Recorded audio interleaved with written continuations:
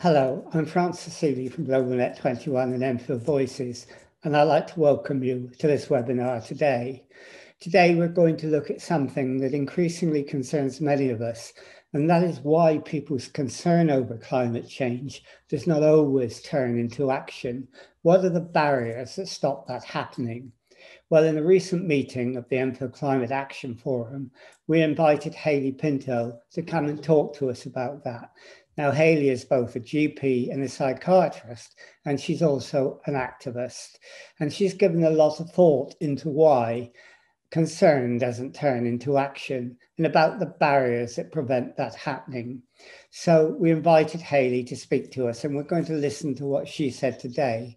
But first, we asked her, what was it that made her first concerned about climate change? What made her feel it was such an important issue? And this is what she said. So, I mean, if I'm honest, I was never politically engaged at all. I'd never even been on a march before 2015.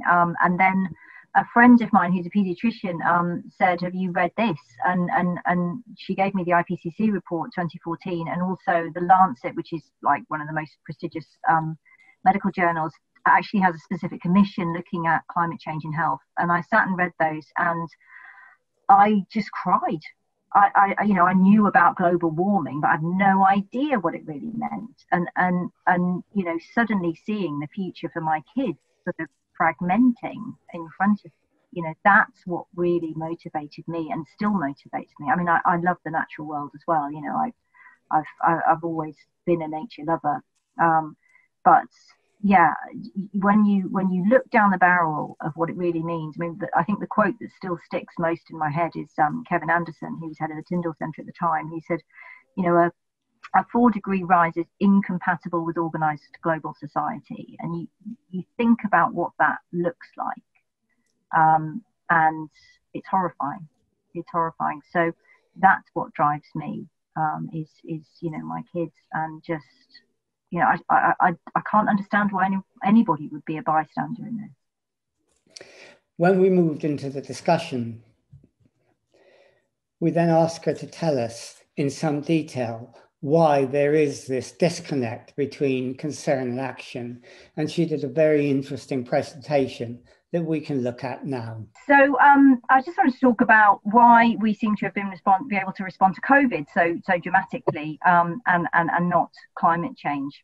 So for decades, campaigns for effective action to tackle climate emergency have been met with kind of dangerous indifference, really, by governments and the population at large. So despite a secure evidence base describing the potentially catastrophic impacts for the natural world and humanity, we've been told that global change on the scale required is impossible, and we're naive to think otherwise. But in the past year, we've kind of seen the rule book on what's possible torn up and burnt.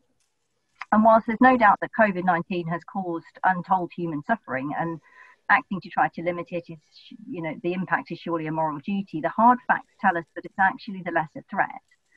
To date, the death toll from COVID-19 is around 1.25 million. Now, every one of those deaths is a tragedy to a family somewhere. But air pollution alone kills over 7 million people worldwide and 40,000 in the UK alone every year. And every one of those lives is matters too. Stalin once said the death of one man is a tragedy, the death of millions is a statistic. So to bring the reality of this home, I want you to think about little Ella, who lived in Lewisham in London and died at 9 years old from severe asthma. In a landmark case just last week, after years of campaigning by her family, the coroner's court explicitly linked her death to local air pollution, and that was really game-changing because it's a real face now. It's not just a number. And as with many of these impacts of climate change, pollution and the number of deaths, it's just the tip of the iceberg of all those throughout the lifespan, from babies in the womb to older people whose health is damaged from chronic lung disease to heart disease, to impacts on children's brain development and dementia rates, etc. Climate change threatens the very basic needs of our life, our air, our water, our food supplies, and our homes. Already and for the past decade, 20 million people have been driven from their homes by extreme weather fueled by climate change every year. So if we were behaving entirely rationally, we'd be acting on the climate and ecological emergencies with an equivalent or greater degree of urgency versus the pandemic. But clearly we're not. So to make sense of this, we have to remember that Homo sapiens evolved around 300,000 years ago, and for the vast majority of that time we've lived in forests and savannas in small groups of hunter-gatherers. And this means our brains are wired to respond to straightforward threats like predators. And these have certain characteristics, and I use the acronym PAIN. So P is for personal, it affects me or my immediate in-group. Abrupt, we're better at identifying fast-moving threats. It's intuitive, it seems dangerous. And now, so N is for now, that's we're better at responding to immediate threats than those which seem to be far off in the future. And the other thing to bear in mind is that in that setting, our survival depended crucially on membership of our small social, often family group. And maintaining our membership of this in-group demanded that we engage in similar behaviours and avoid behaviours which singled us out as different. So a threat to the group was a threat to us, but a threat to another group was less important. So if we look at media reporting of the pandemic, we can see how this was perfectly attuned to trigger our instinctive fear response. We were subject to a rapid bombardment with headlines like killer virus, with constant updates on death tolls, accompanied by frightening stories and images of overrun hospitals and people dying alone, arguably one of the worst aspects of this pandemic. These human stories help to activate the deep primitive part of our brain, the limbic system, that deals with basic emotions like fear, which is a powerful motivator for action. So it was presented as an easy to understand, fast moving, immediate threat to you and your family. But the media reporting and discourse on the climate crisis has been very different. It's been presented not as a threat to our health, but as a complex scientific and environmental issue. So we get stats on ice loss rather than human stories. And this might engage the cortex, the more developed part of the brain, but not the limbic system. And the limbic system overrides the cortex when it comes to basic emotions like fear. And the victims to date have been predominantly in the global south, not in the same racial group as the majority of our population or our decision makers, not even in our country, so not intuitively part of our in-group. So this is all interpreted as someone else, somewhere else, not me, not now. And increasingly, poor in our own countries who happen to live in places with the highest air pollution or the most likely to flood are seeing the impacts of these groups. But again, they're underrepresented at decision-making level. So they often feel powerless, and hence they don't demand change, or they're too busy trying to keep a roof over their heads and food on their tables to even connect the dots about what's causing this, much less get out and start campaigning about it. And also, climate change is slow moving, so we have time to adapt to the new normal. We've failed to notice the incremental changes in our weather patterns, and the threats usually presented as being to future generations. And the trouble with this is that our brains are notoriously poor at prioritising future losses over immediate gain. It's an effect called hyperbolic discounting. If we have an opportunity to kick the can down the road and worry about it later, then generally we do, especially if the immediate cost is perceived to be high. And the slower pace of climate change has also allowed time for vested interest to engage in campaigns to sow doubt about the evidence, undermining any sense of urgency. And this has been easier because actually we prefer to doubt, because it allows us to ignore truths that threaten our sense of safety and the permanence of home. Confirmation bias, our tendency to pay attention to information which fits our beliefs, means that we're more likely to listen to the often industry-funded scientists who dispute it. And this tendency is now exacerbated by social media, which runs algorithms designed to capture and keep our attention. And they do this by giving us more of what we pay attention to. So they lead us down rabbit holes where we're given more and more reinforcement of the opinions that we're drawn to. And this not only leads to more extreme views, it also cuts us off from the worldview of others. So without deliberate effort to seek other information and opinions, we all exist in these virtual echo chambers, leaving us unable to understand or empathise with those who see things differently. And for example, how many of us are just completely unable to fathom the fact that over 70 million Americans voted for Trump at the recent presidential elections? This links to another issue, and that's that the slow pace of change has also allowed time for the climate issue to be politicised. We prefer to attend to problems which have solutions that we like. So given that many of the solutions to the climate and ecological crises, like increased regulation, taxation of carbon, subsidisation of public services like transport, they're in direct conflict with the prevailing political ideology of free trade. So that means that those who currently hold power, and hence are perceived as aspirational role models, are not drawn to engage with it. Given the psychological need to maintain membership of your in-group, in many countries it's become almost political suicide to meaningfully campaign on this issue if you're on the right side of the political spectrum. And on an individual level, the association of important lifestyle changes like going vegetarian or vegan with certain stereotypes like hippies, lefties, again, risk stepping outside the social in-group. And as a result, many of those in power either ignore it, and this silence from our leaders tends to reinforces the tendency to dismiss its importance, or it becomes harder to ignore it completely. They start to engage in greenwashing, so making statements about the importance of the issue and making small changes that are paraded as solutions while continuing with business as usual in the main. So, for example, our government pledging $2 billion for walking and cycling infrastructure, but also earmarking $27 billion for new roads. You know, this is clearly the policy equivalent of putting a few slices of cucumber with your plate of chips and calling it diet.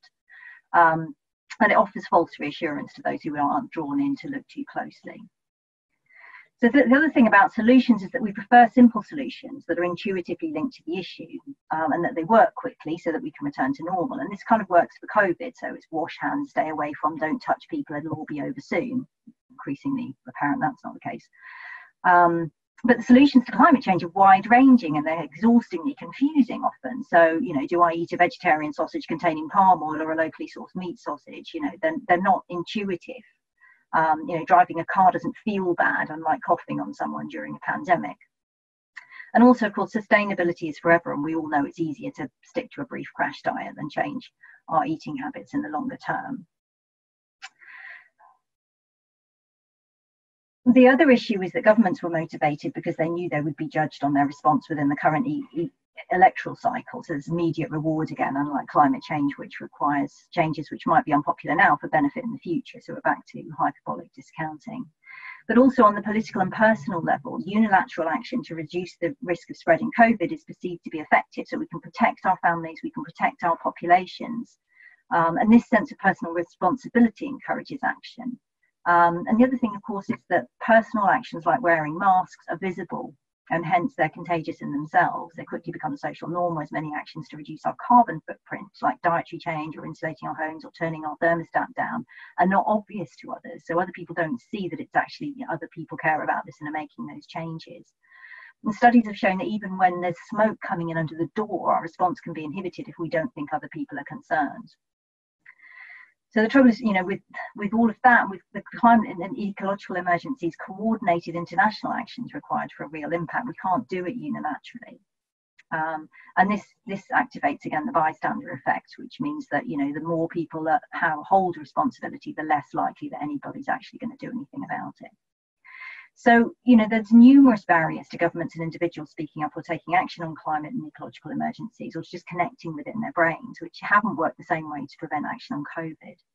So what, you know, if we think about what impact the pandemic might have on thinking about the climate and ecological emergencies and whether we can get any hope from this, well, you know, COVID's challenged our assumption of dominance over the natural world. In fact, it's highlighted our inextricable relationship with and our vulnerability to and our reliance on it.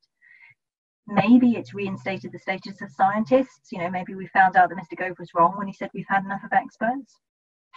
But most importantly, perhaps, the global response to COVID has demonstrated the truth of the words of Christiana Figueres, who negotiated the Paris Agreement, that impossible is not a fact, it's an attitude. When we came to the question and answer section of the meeting, there were a number of interesting points raised. And one was, how do we communicate to people the seriousness of climate change? What is the narrative we can use? What is the language we can use to make people convinced that this is indeed an emergency? And this is what Haley said. You know, most of it boils down to the same sort of stuff. So, you know, the first of all is try and avoid getting into complex science, use simple language.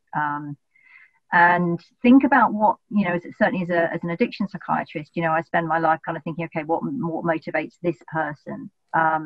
Now, that's easier on an individual level than when you're speaking to a population at large. But if you're talking to your local community, then you want to think about, okay, what do these people care about? And, you know, the easy picks are things like air pollution. You know, most people care about their children's health. And also bearing in mind that it's, you know, it's affecting them as adults as well. You know, there's some really good graphics on that, which come from, there's a report called Every Breath We Take that was put out by the Royal College of Physicians and Children's Health. And there's some, if you Google that, there's some good graphics linked to it, which show how air pollution impacts right from in the womb to, the end of life. So thinking about that, I don't know whether any of your community would be at risk of flooding, or obviously not coastal surges where you are. Food security is a good one as well. COVID has made us much more aware of food supply chains. And one of the big health issues, and one of the other talks I give is on health impacts of climate change. And one of the really big health issues is the risk of widespread crop failures. And in the UK, we import about 50% of our food, so we are vulnerable. The other thing in terms of communication is to try and use human stories. So, Ella Kitty Deborah is ideal for that, because obviously being in London, it's more local. And that's a 9-year-old little girl that died of asthma. But there's other statistics around that. Asthma is now one of the commonest causes of children not being in school. So there's that, as I say, again, thinking about the in-group stuff, trying to make your human stories local rather than global. I mean, for me, one of the most moving sort of ways that I've seen that used was a script from a publication called The Voices of Nargis, which was about a woman who lost her husband and children during Typhoon Nargis, but she's in Myanmar. It doesn't necessarily connect with a lot of people.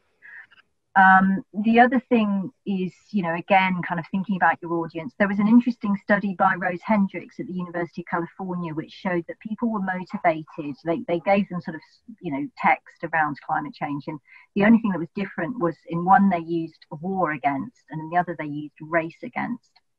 And interestingly, and this is really interesting because a lot of climate activists that I mix with really struggle with using war analogies, but actually people were much more motivated by the war analogy. And that's a bit because it's got that resonance with kind of courage and community spirit and shared purpose and coming together. And, so one of the quotes that I often use is Churchill's kind of, something along the lines of, it's no good saying you're doing your best. We have to do what's necessary.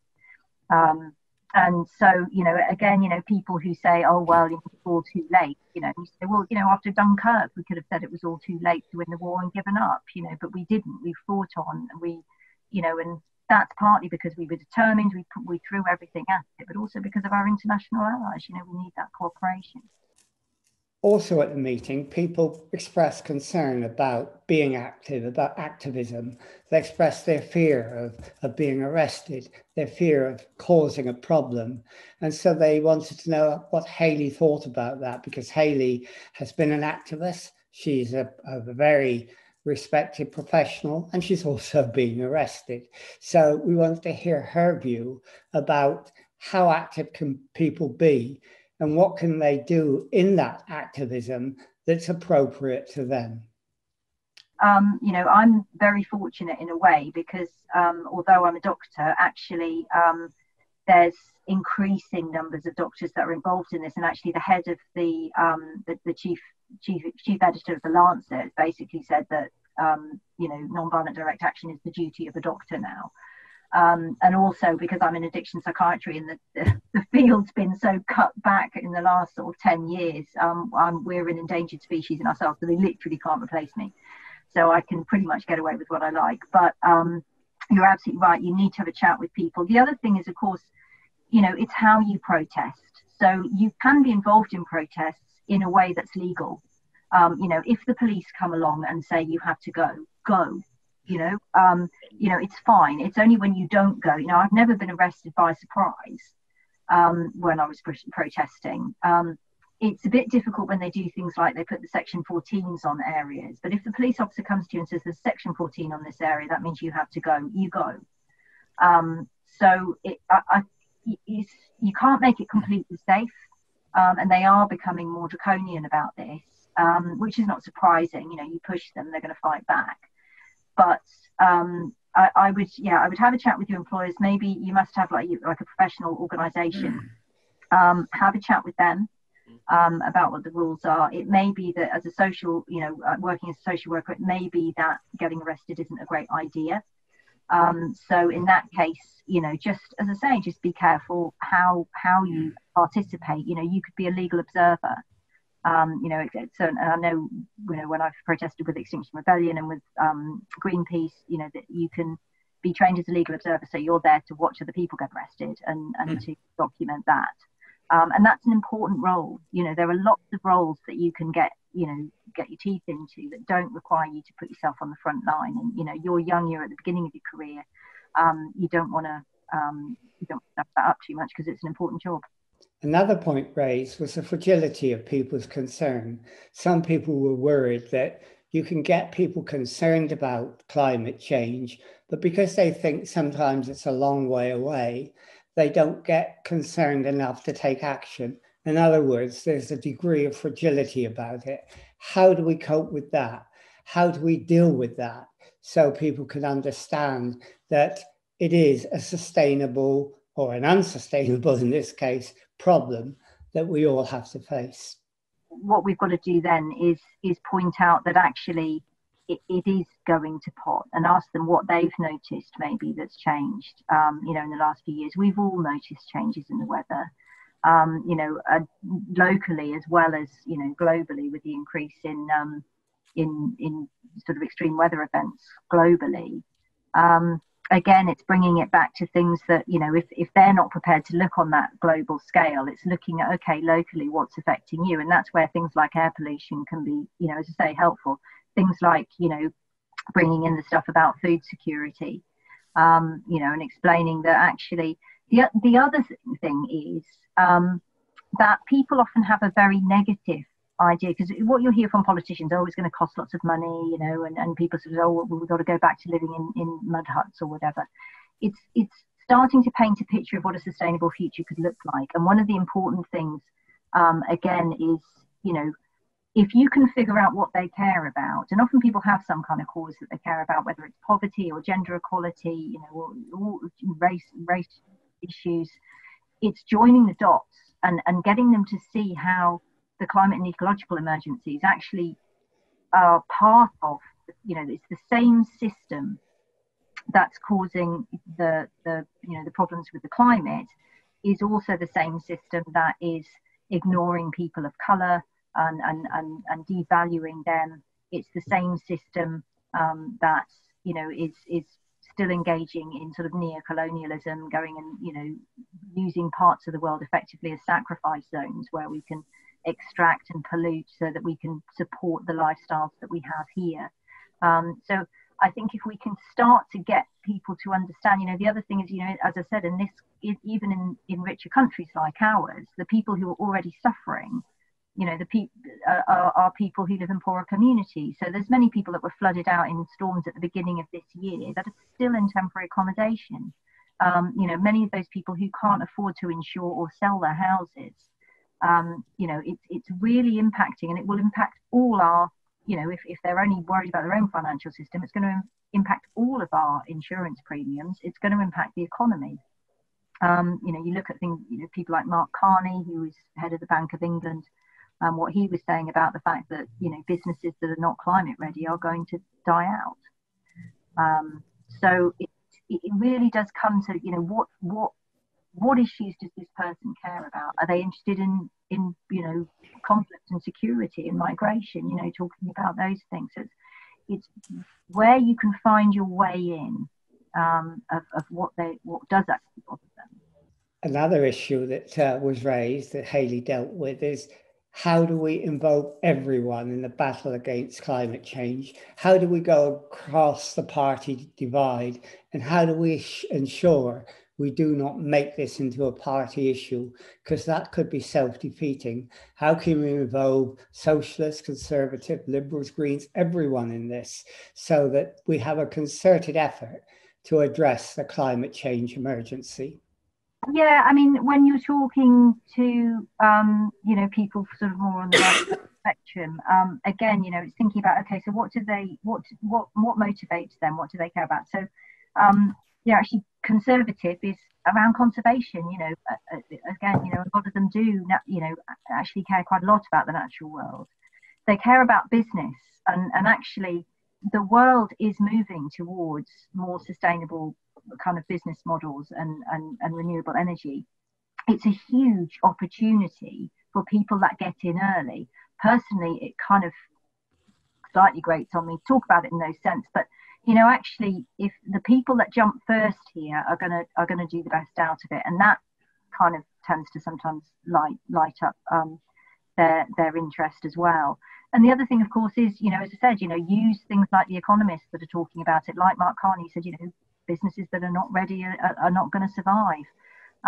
So it's I think part of the problem for the right of the political spectrum is that, unfortunately, the reality is that we're not going to get there just by creating new tech and selling it. It's just not a model that